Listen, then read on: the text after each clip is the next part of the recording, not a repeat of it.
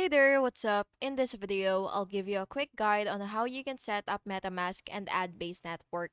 So, if you're new to MetaMask and Base Network, then let's set it up so you can start using Ethereum Layer 2 app safely. So, the first thing that you will have to do is, of course, ensure that you're using the MetaMask official website.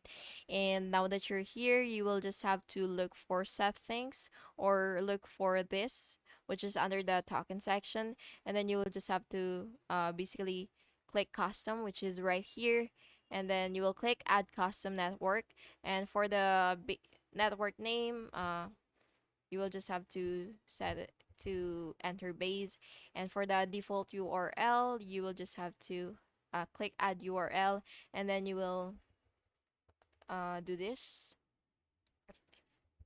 enter this, exactly this, if it works for you. So mainnet,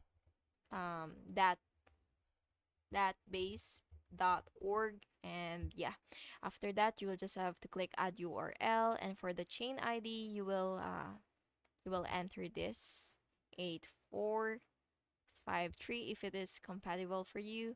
And by the way, if it says this chain is currently used by the base network, update your information or edit the original network.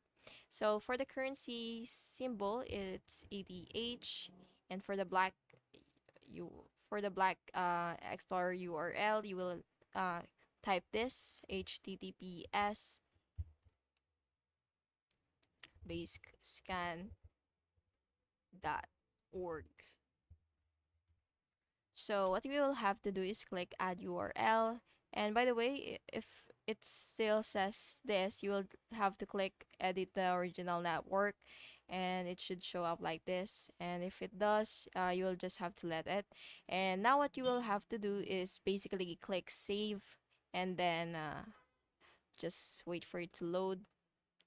And yeah, that's basically just it.